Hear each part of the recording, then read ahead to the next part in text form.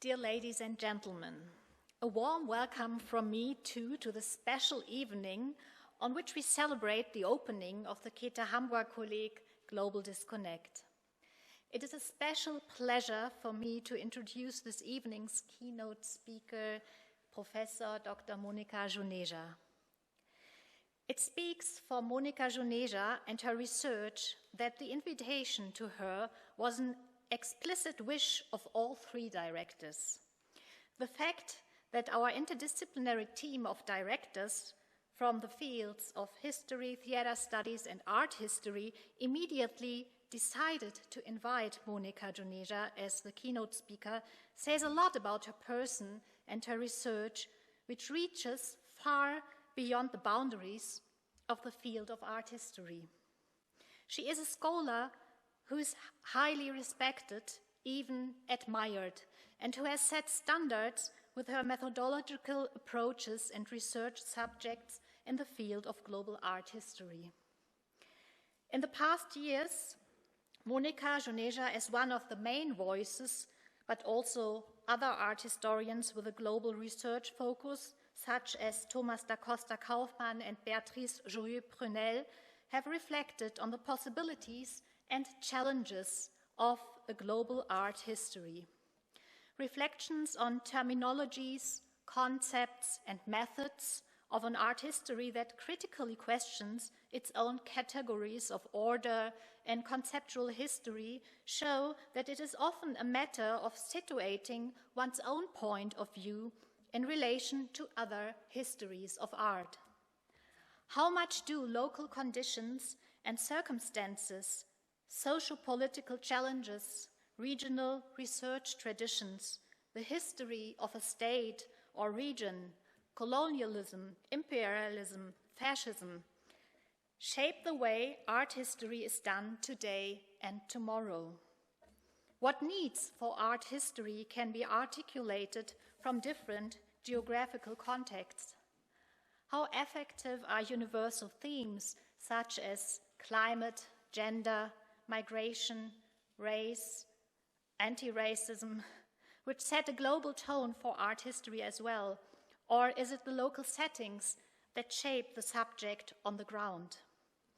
Is the goal of art history in global contexts the emancipation from a so-called Western canon, concepts, and methods? To what extent do connections and non-connections or disconnections shape art history? Which orders of knowledge, which understanding of the past, present, and future determine the perspectives on the history of art?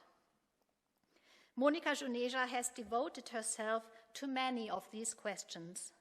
She is professor of global art history at the Heidelberg Center for Transcultural Studies, University of Heidelberg, where she has played a key role within the cluster of excellence, Asia and Europe, in a global context.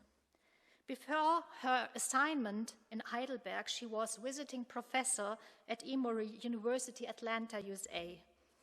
She has been professor at the University of Delhi, India, and has held visiting professional positions at the universities of Vienna and Hanover, in addition to research and teaching assignments at the universities of Bielefeld, Halle, an der Saale, and Heidelberg. Monika Juneja has held fellowships of the Maison des Sciences de l'Homme, the German Academic Exchange Service, the Getty Research Centre, the Alexander von Humboldt Foundation, and the Volkswagen Foundation. Her areas of research span the fields of European and South Asian studies. They include processes of transculturalization and practices of visual representation, the disciplinary trajectories of heritage and art, and architectural histories of South Asia, object histories, as well as art history and extreme climate phenomena.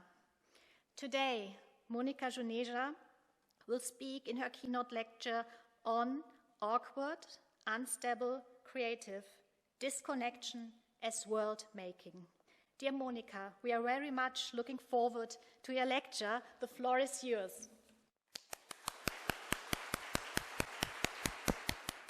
When Roland wrote to me some 10 months back, inviting me to this occasion, this prospect of physically standing here amidst all of you felt like a distance, but at the same time, very reassuring prospect. And so it's inevitable that I have to start with these experiences that we had for the last 2 years. You know, after all these months, when many of us have had our brush with the virus, today being here is like this famous quote-unquote learning to live with the pandemic. Even as we are unsure as ever about what the future holds for us, we already feel part of a new temporality regulated by waves of the pandemic, in that we look back and strive to make sense of what the last 2 years of struggling, and we've heard Roland's side of it, against this unpredictable virus has meant. And as practitioners of global studies, we do so inevitably through the lenses of our disciplinary training. For members of this research initiative that seeks to investigate global disconnections, I hope that's the right way to pronounce it, the pandemic has an immediacy that more dramatically, say, than the climate crisis, brings to surface the ambivalence built into the phenomenon of mobility, a phenomenon that has been the defining premise of global history. It has been a quality that at once had contributed to the euphoria of globalization, to its promise of progress. And so the COVID-19 pandemic was itself a consequence as well as a sign of global connectivity. At the same time, it brutally exposed the life-threatening face of globality. Now, some months following the state-imposed lockdown that Roland just mentioned, this is in 2020, when large sections of the middle classes across the world were forced into self-isolation and 3/4 of air traffic came to a grinding halt, two eminent scholars of global history, Stefanie Genger and Jürgen Osterhammel, published a thoughtful piece in Merkur entitled Denkpause für die Globalgeschichte. I think German-speaking members of this audience are undoubtedly familiar with it, but for those of you who don't speak German, translated into English means moment of reflection for global history. The authors aimed to take stock of what it might mean for the practice of global history when hitherto positively connoted concepts such as circulation, entanglement, and connectivity take on a menacing dimension. When the world is brought to a sudden standstill, Vollbremsung was the word that they used, what does this imply, they ask, for the value that global history ascribes to mobility and acceleration? These till now have been valorized as defining attributes of the global. What direction does the discipline take when these are no longer assured? All in all, this was a thought-provoking piece, and coming as it did at the time in the summer of 2020, as Roland has just said, when most of us were still struggling to come to terms with the denial of that which we had taken for granted as constitutive features of our professional and personal lives: travel, meetings, networks, archival visits, all of these involving physical displacement and untrammeled border crossing. So while Genger and Osterhammel urge us to think further about the darker side of mobility as well as its paradoxes, their contribution could usefully serve as an impulse to ask questions which might direct our gaze to other contexts and locations, and to address historical particularities across the globe. This means attending to frictions, to incommensurabilities, to unevenness, refusals, inequities that have always been built into the ideal of a network world. And these are some terms maybe I'd like to add to those that already feature on your wonderful homepage and the rapidly expanding blog. Talking of inequities, one of the most poignant of these inequities surfaced during the early months of the lockdown, The lockdown, which made one section of the world's populace withdraw into the isolation and security of their homes, bringing their mobility to a standstill, meant accelerated mobility, albeit forced, elsewhere.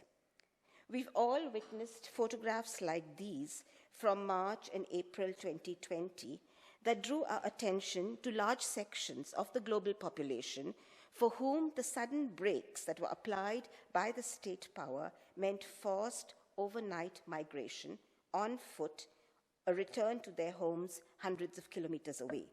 To take the example of India, from where this and the following images are drawn, the pandemic drew our attention to armies of informal labor, the migrant poor, who move seasonably from the countryside to the cities in search of work. They remain unseen in the eyes of most, especially the state, till a mass exodus of this kind that took place in 2020 gives them and the calamity they inhabit a force that is seen and felt and can provoke outrage. The pandemic, even as it slowed the individual experience of time for many of us, created yet another kind of acceleration, an accelerated analytical perception, allowing us to see certain connections and structures with sudden and enormous clarity. To cite the historian David Arnold, a crisis like this, and I quote, forces social divisions more starkly into the open, transforming fissures into fault lines, unquote. Our analytical consciousness sharpens as we observe that the dynamics of the pandemic did not work uniformly for the whole of humanity. They did not automatically follow the divide between rich and poor nations or developed and underdeveloped societies. Rather, its dramatic and lethal consequences came most sharply into relief in nations and societies characterized by long-standing historical and institutional inequalities, such as the United States, with its institutionalized racial divisions, or India, with its entrenched hierarchies of caste compounded by growing Islamophobia, or those nations with continuing legacies of settler colonialism like Brazil. The acceleration of movements like the Black Lives Matter or the Shaheen Bagh resistance to new citizenship laws in India, here are two examples of this, or the farmers' protests, as this acceleration was not coincidental. It followed from a recognition of systemic connections brought into relief by the pandemic when some chunks of life in the world came to a stop. In his recent book, The Nutmeg's Curse, the novelist and essayist Amitav Ghosh describes a demonstration in Brooklyn in May 2020, where the protesters suddenly established a connection between settler colonialism and the crisis of the planet. And this was followed, he says, by a spurt of articles that drew links between contemporary policing in America and the history of slave patrols leading back to the 17th century. Now, all these examples point to this dynamic of opposing vectors, which takes us to the heart of this initiative to investigate disconnections. That is, those processes which unfold in the interstices of mobility and stasis. It hardly needs emphasizing that the symbiotic link between connection and the possibilities of its failure or incompleteness is built into any global or transcultural relationship, even as scholarship in global studies is just beginning to attend to these. For the act of establishing connection carries with it the potential of friction, of contradiction, of incertitude, once we make place for cultural difference, for degrees of incommensurability and commensurability. The agenda to look for cultural commensurability across distances was first proposed by Sanjay Subramaniam a couple of decades back, when he first coined the notion of quote-unquote connected histories.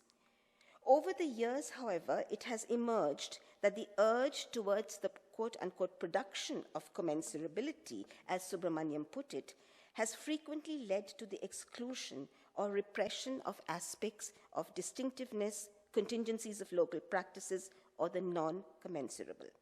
So we now require analytical tools that would help us to come to grips with this tension between the commensurable and the incommensurable. And what constitutes the commensurable, one may ask? Is that a category that depends on the intellectual and philosophical positions of modern scholarship? This has indeed often been the case, and I have shown in particular instances in my forthcoming book, that Can Art History Be Made Global, where the need to create commensurability often stems from the intellectual predilections and philosophical convictions of the present, from the conviction that cultural connections or the efforts to establish these must, by virtue of their nature, be informed by cosmopolitanism. I see the promise of the research program to study the dynamics of disconnections and the challenges awaiting it. I see its promise to lie in the agenda of freeing global history from a reductive dependence on mobility by shifting the focus to two important cornerstones of which mobility becomes one possible element among others. These cornerstones are relationality and processuality. They allow for both dynamism and ambivalence, the two often being inseparably associated with the history of global encounters. For me, however, as an art historian, and now I'd like to move to another register, one of the most innovative dimensions of the institutional setup of this Käte Hamburger Kolleg, and an aspect I think is likely to generate a long-time paradigm shift, is the opening up of a given transdisciplinary frame, which you mentioned, Christoph, the opening it up to include the presence of practicing artists who chalk their own paths by entering the domain of research and civil society solidarities, and thereby seek to produce knowledge about history and the present, and not least about the future of the planet. The boundaries between artistic creativity and knowledge production are being rapidly undermined as artists draw on similar resources as we, scholars of the humanities and the social sciences, do. Artists, too, draw on texts, on archival material, on photographs, on maps, on oral traditions, and yet subject these to protocols different from those, say, of the historian or the art historian. What becomes, in quotes, a work of art is much more than an object of contemplation. The Indian artist Atul Bhalla describes this as a mode of visual thinking.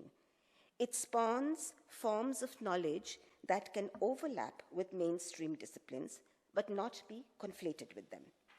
Such knowledge acquires a force of its own, unpredictable and incipient in any space. To bring this in dialogue with other forms of knowledge production, which all respond to the same shared dilemmas and historiographical questions, can yield many surprising insights. Now, in the remaining time available to me, I wish to bring the concept of disconnection in conjunction with artistic practice to show how such praxis can make the awkwardness and instability generated by disconnection into an act of creativity, or even show how artists strategically push forward or propel disconnections to be then able to tap their creative potential. I've termed this a form of world-making, by which I mean a reflexive exercise to produce knowledge, to conceptualize and shape praxis, not least its unfolding within and across scholarly disciplines. I wish to proceed by taking the work of two contemporary artists and use these to throw light on a much discussed theme in the humanities, the idea of universalism, and to look at how disconnection as a method features in the artist's praxis to perform frictions to destabilize orthodoxies, and then to point to a more creative take on the universal. But first, why universalism? The idea of universalism, as I said, is a much discussed subject, mostly in a negative sense. It has been a favorite whipping boy of post-colonial and now decolonial critique. It is a much battered notion in modern scholarship, where it has been critiqued as a form of Eurocentric, epistemic, as well as real violence. Such violence has been enacted through colonization in the name of a civilizing mission, or else it can take the form of universal histories or teleologies rooted in the European Enlightenment. And yet, we are aware of the duality within the concept. When staked as a claim, universalism has been deployed as an instrument of imperial control. At the same time, however, it embodies ideas which have been appropriated by liberation movements for justice and empowerment, for the overthrow of that control exercised by colonial regimes. Prevalent critiques of universalism disconnect one from the other. They frequently carry a demagogic passion with which we seek to dismantle and reject universalizing claims, be they histories, temporalities, or ethical norms, and to expose these as provincial, as resting on subjugation or inferiorizing of large sections of humanity. While the critique of Eurocentrism is a valid one, and its fervor appeals to our ethical sense, these debates have become a prison house of sorts, in that they have had a paralyzing effect on scholarship in global history. And I'm reminded of a discussion that we had, Roland, here in Munich at the Center for Global History a couple of years back. The question of how to recuperate that which lies at the core of universalism as belonging to humanity and not to have to force it into ethnic or national containers remains a tangled one. How can we salvage universal ideas from a critique of universalism as an imperial claim and restore these ideas to humanity? And here I could invoke what Susan Buck-Morss expressed in the context of radical anti-slavery critiques across Europe and the Americas, which she described, as I quote, something that belongs to no one because it belongs to everyone, unquote. It is here that art practice is able to take a hands-on stance and negotiate the field through a dynamic of disconnecting and reconnecting to generate critique through an aesthetic materiality. The first example, you have to excuse me, please.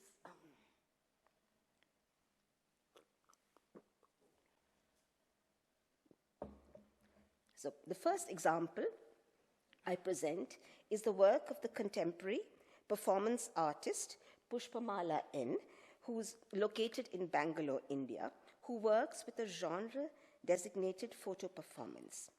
Photo performance, in brief, is a genre she has created whereby she chooses from a stream of circulating images, a sample of which we see here. So these are pictures of celebrities, postcards, calendar images, anthropological photographs, the cover of a book or a glossy magazine, any print that circulates through media and market networks. Her choice focuses on iconic images. When she selects one of these, she temporarily interrupts its movement, proceeds to take it apart by reenacting it. In other words, the artist enters the persona of the protagonist with her performative body. As you can see here, on the one hand, you have this cover of an exhibition catalogue, which then on the other side is the reenactment by the artist of it. So she works with a team of technicians and designers who produce the theatrical settings that further animate the performance. The entire reenactment then is captured by the camera and becomes a photograph, which then joins the stream of circulating fabricated images. The earlier act of interruption is creative in that it brings forth a new work that purports to be a double, but is not quite the same as the earlier one, and draws our attention to the tangled question of the distinction between original and copies, which was created by Western modernity. Through this procedure, Pushpamala uses her performative self to enter an image, a form of iconic interruption through irony and wit, to exercise a deconstructive critique of icons and typologies that are socially ingrained. One important domain where she has done this is in impersonating embodiments of the nation portrayed as mother to expose the invented nation of these iterations. And this has been a project that Sumati Ramaswamy and I have been working on over the last couple of years, and which will soon open as an exhibition with the title Motherland in Heidelberg later this month, and it will run till the end of July. So if you have the occasion, please come and visit it. Today, however, after this bit of advertising, let me, however, draw your attention to a work that moves beyond the national to reperform the universal. This impersonation of Eugène Delacroix's iconic painting is an act of becoming intimate with a political ideal that has a proud claim to universality, freedom as a natural right for humanity. That's the universalist dimension of the idea. At the same time, Delacroix's image is embedded in a national, French, or even a European context of bourgeois revolutions and the global transformations, the appropriations and exclusions that came in their wake. So the duality that I referred to earlier built into the universal. The artist skillfully destabilizes this opposition or this duality by conjoining her work to another photo performance, which was placed next to this, and it was intended to be read as its pendant. This is a black and white photograph called The Slave of a Slave. It mimics an Orientalist work by the French artist Jean-Auguste Dominique Ingres on the subject of the odalisque. The odalisque was the concubine of the Turkish Sultan being served by her black slave. And here the artist chooses to enter the persona here, of the second slave. In doing so, her performative persona joins liberty to the slave, making them appear as two faces of the same coin. This is a gesture that destabilizes and exposes the contradictions built into modern democracy in its European cradle. The double embodiment exposes a concept of individual liberty, where the pursuit of economic freedom was contingent on the subjection and enslavement of sections of humanity at home and afar. But the gesture doesn't stop here. By using her own body to cross what the visual studies scholar Sherry Smith has called the color line, that is, by impersonating in turn a white woman and then a black slave, while she herself in this racial economy is somewhere between the two, the artist is able to reclaim liberty as a veritable human right. If we take a closer look at the two, the icon and its reenactment, some obvious differences strike us. First is the economy of detail which this photo performance effects. You can see that barricade of human bodies now is dispensed with. Only a few stones remain here, which then heighten the iconicity of the larger-than-life figure of the liberty. Then this use of a smoke machine where the smoke becomes a source of white light and envelops the figure like an aureole. So while these push the photo performance in one direction towards enhanced iconicity, if we compare the faces, we notice the slight difference in profile between the three-quarter and the conventional profile. The latter, the conventional profile here, is a straight profile. It exudes reciprocity. It shows us a distant face that can be gazed at but does not look back. We see this quality most clearly in postage stamps, where which disconnect the face from the vigorous body and make it look like a ruler's profile on the coin.